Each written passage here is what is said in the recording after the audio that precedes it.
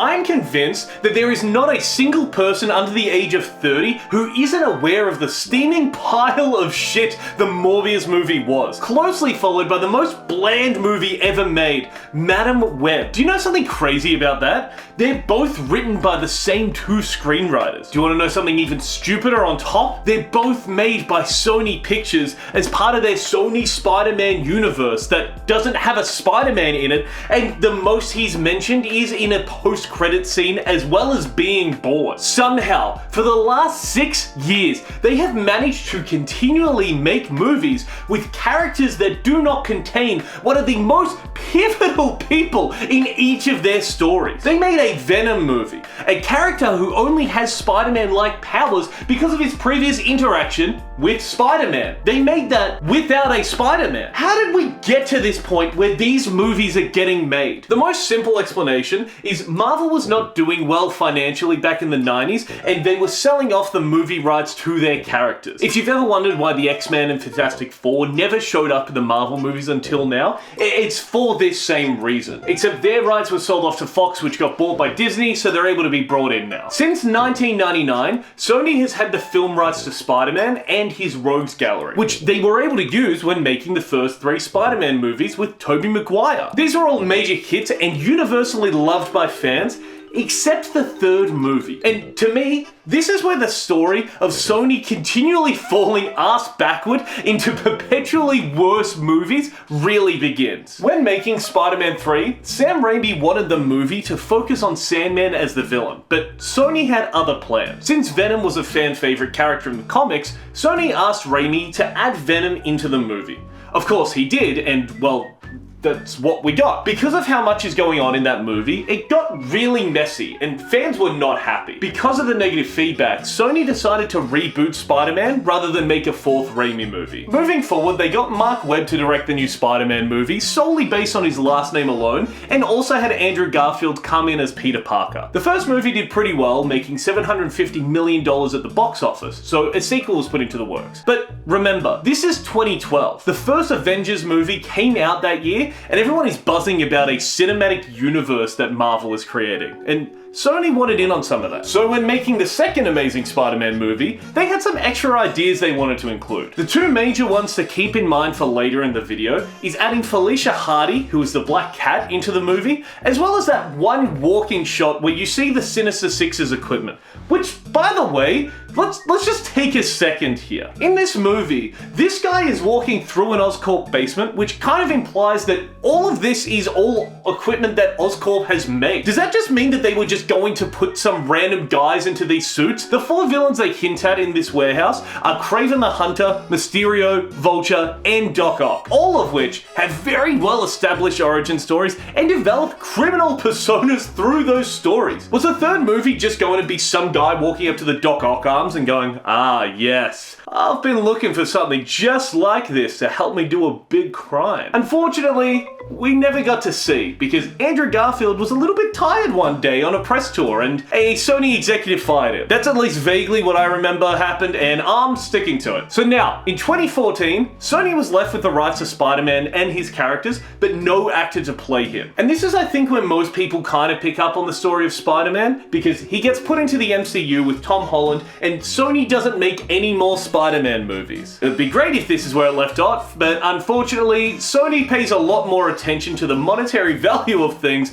than it does to the quality of the product. Sony knew that if they sold Spider-Man back to Marvel, sure, they'd make a killing, but they could make so much more instead by leasing him out. So from that point on, Marvel had creative control over the live-action Spider-Man movies that were made. With Sony now essentially having a guaranteed hit every time they put out a Spider-Man movie, they decided to revisit their idea to make a cinematic universe of their own. The only problem, at least from what most people can gather, is that because of the deal with Marvel, Sony can't use a live-action Spider-Man in their own movies. Which really, when you're trying to make a universe based around a singular character and characters that he is associated with, not being able to use that character should probably be the point where you throw in the towel, right? Trying to make a South Park movie without the 4 main kids is doable, but it's gonna feel like something is missing, you know? But what do I know? I don't make movies. Sony thought it was doable enough to the point that they were going to start slowly building their universe with the first Venom movie. They made a point to say that they didn't want to rush into creating their universe and wanted to make this movie as good as it can be, so just keep that in mind for now. So they started making this Venom movie, right? With Eddie Brock as the main character. If you've seen Spider-Man 3, that's a pretty accurate portrayal of Venom's origin story, and you couldn't have done much better than that. Except in this movie, Sony had one problem. Peter Parker doesn't exist in this universe. So instead of being an anti-hero who has a chip on his shoulder from fighting superheroes, Eddie just sees that something bad is happening and decides to stop it. That's what a hero does. This is a superhero movie. Why does everything and everyone around this pretend like he's some anti-hero? Look, it doesn't matter, it just really shits me. This movie came out in 2018, and I mean, I remember it being talked about. I don't think any of my normie friends who aren't as invested in these movies went out to go see it,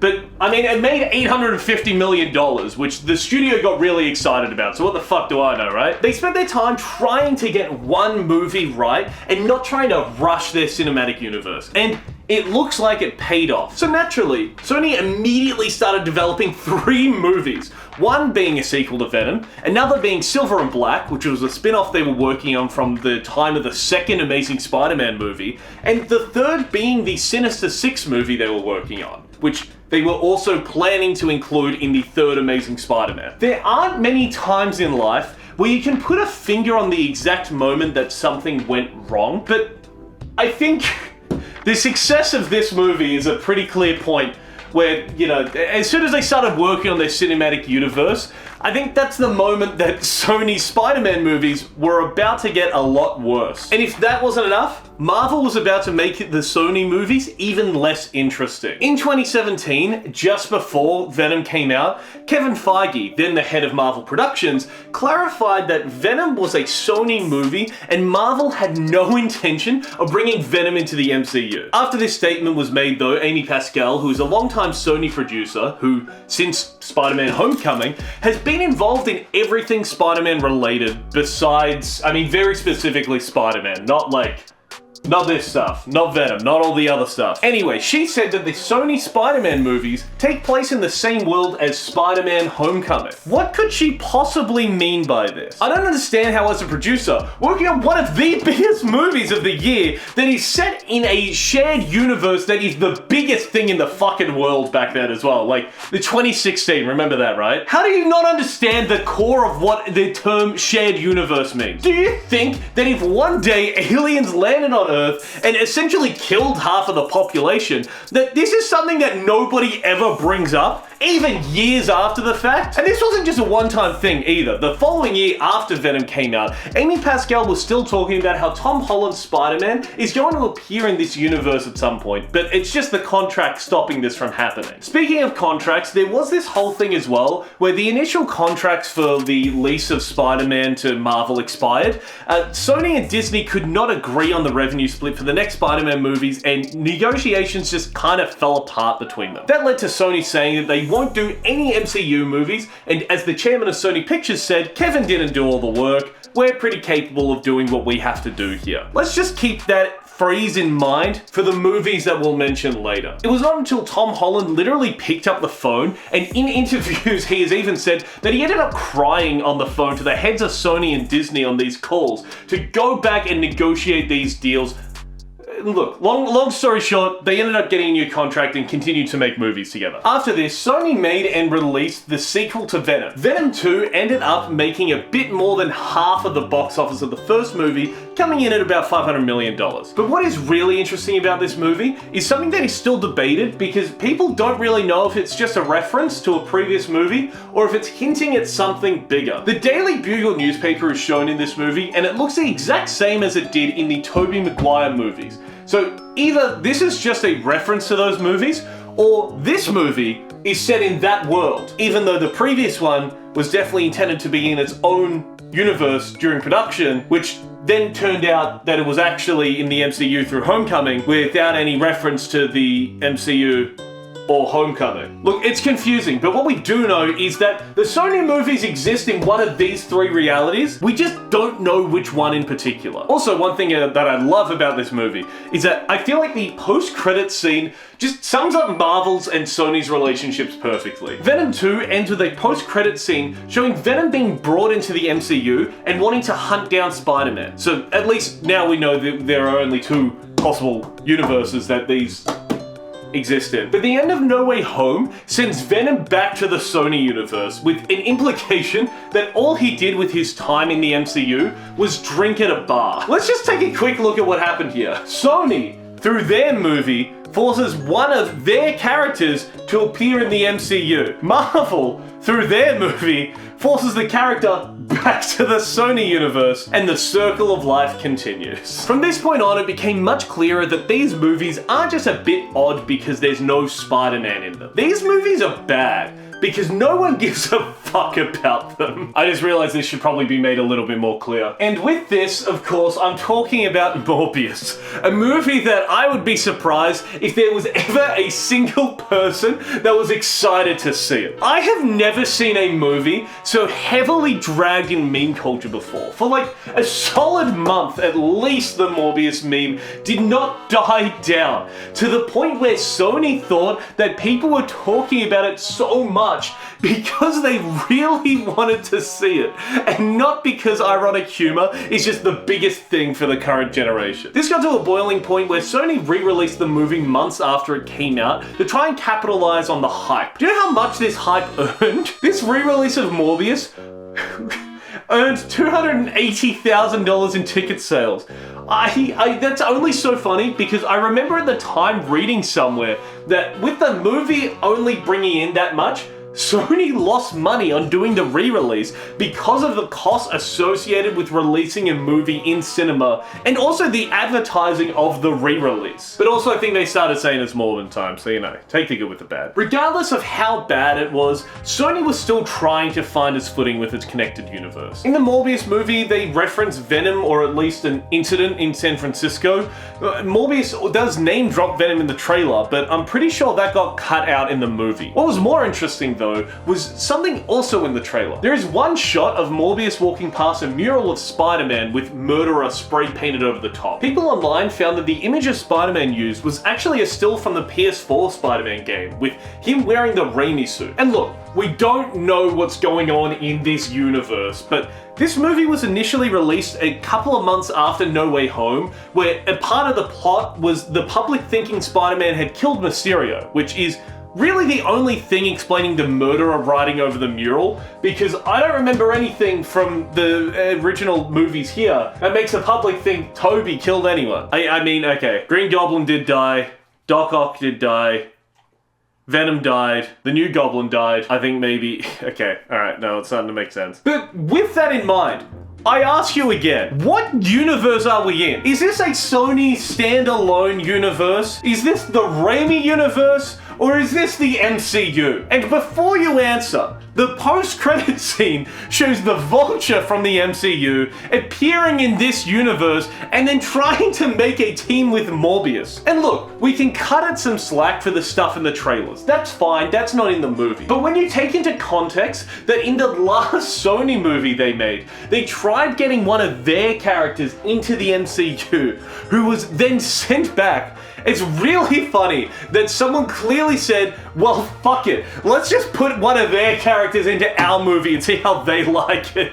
But just remember, they really focus on not rushing into anything and making good independent movies on their own, much like they did with the next movie. Madam Web was panned as one of the worst movies that had been released in recent years when it came out. If nobody gave a shit about Morbius when it came out, then people who were going to see this movie just did not go when it came out. It just barely scraped $100 million at the box office, and all around, people did not like what they saw when they even did go to see it. I don't know how Sony thought that a movie marketed in the trailers as showing the formation of 4 heroes coming together, but in the movie, not actually having those 4 heroes do anything besides run away from situations, and in 3 of the cases, To have them not have powers for the entire movie. How did they think that was going to be well received when it was so obviously marketed as something else? This was set vaguely in the 90s to early 2000s, so there is no real universe tie-in to, like,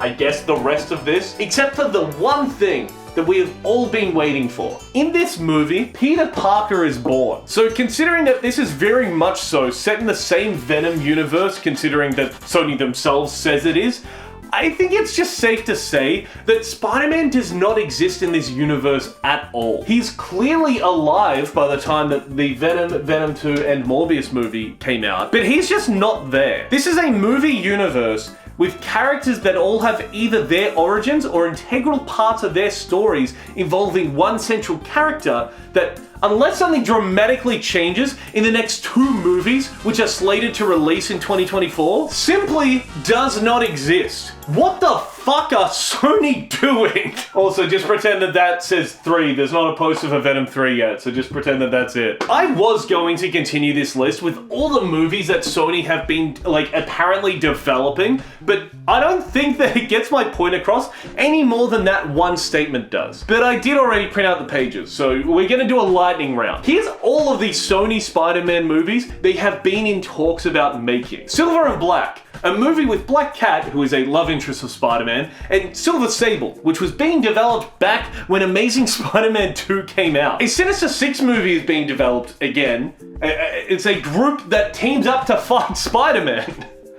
Who are they gonna fight without Spider? Nightwatch was supposed to be getting a movie, a character who mainly appeared in Spider-Man comics before having his own very short comic series, which lasted for 6 issues back in the 90s. A jackpot movie, a hero mantle that ends up being passed down to Mary Jane, the woman who Spider-Man marries, has children with, and dies due to his radioactive sperm. That should be an easy character to have character arcs with without the person who spurs on a lot of those character arcs. El Muerto, a movie Bad Bunny signed on to play the lead in, who is a character that I can only find ever appearing in one comic and then being mentioned in one other. A wrestler who Spider-Man fought once. A scene that would not be able to be filmed because Spider-Man does not exist in this universe. Also, Bad Bunny left around the time that Morbius came out, so that's fun. That movie's definitely not dead now. Hypno Hustler, a villain that appeared in, you guessed it, less than a handful of Spider-Man comics. They also thought about doing a Mysterio movie after Far From Home came out. Remember how Mysterio died at the end of that movie? And that was an integral part to the next movie, No Way Home, which Venom was in? The whole idea that Spider-Man was a killer in the court of public opinion? Yeah, what if, like, that just didn't happen? And look, they're also planning on doing TV shows, but I think the point has been made. What is even going on with these movies, and how the hell are these still being made? And it's not like Sony is incapable of making a good movie either. Let me just remind you, both of the Spider-Verse movies, considered to be some of the best, not just animated movies, but movies in general in the last few years, was made by Sony's animation production studios. How the fuck does this get made by the same parent company that made this? I think that's all I've got. Maybe, you know, Venom 3 and Kraven will be a change of pace and actually be a decent movie. Who knows? Because, look, nobody wants to see a bad movie. I would have loved if Morbius was great. Matt Smith is, I think, my favorite Doctor, and it sucks that this is probably the most high-profile movie he is ever going to be in. Like, real shit, if Anyone But You did not blow up, Sydney Sweeney would have been buried because of Madam Web. And I mean, look at her co-stars. I haven't heard a single thing about any one of them since the movie came out. And yeah, there is a bigger conversation to be had here about studios prioritizing I guess you can call that a product, over, and I feel so pretentious when I say this, but art. Across the Spider-Verse and Into the Spider-Verse is art. Can you really say the same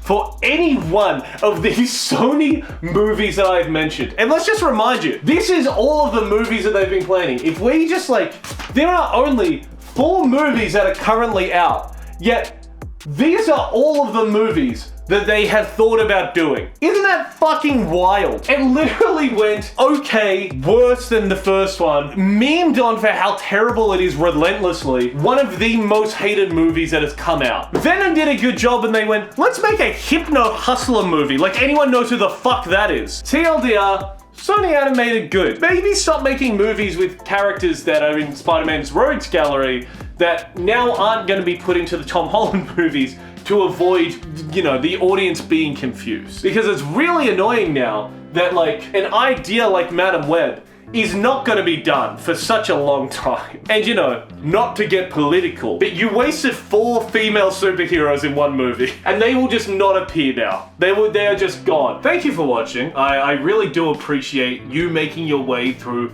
this glorified drunken rant that you get stuck at in a party. You know, some guy comes up to you and corners you and it's like, hey, what movies do you like? And I think that this is the new equivalent of saying I like Quentin Tarantino movies. Because if someone asked me what movies I liked and I said Spider-Man because nada, and then someone went, yeah, that Morbius movie was a bit shit, wasn't it? That wasn't a good Spider-Man movie. I think you get me drunk enough and I let rip. I do want to know though, if you did like one of these movies that I mentioned, please tell me why you did in the comments, because I genuinely want to know. I want to understand what is so appealing about that. About, God, we didn't even talk about Woody Harrelson in that movie. That was a rough watch. Unlike this video was. Thank you so much for watching again. I really appreciate it. Yeah, thank you for watching. I'm all worked up and I got nothing to do. And I'm not gonna make that your problem any longer. Thank you very much for watching. Have a good one and I'll see you later.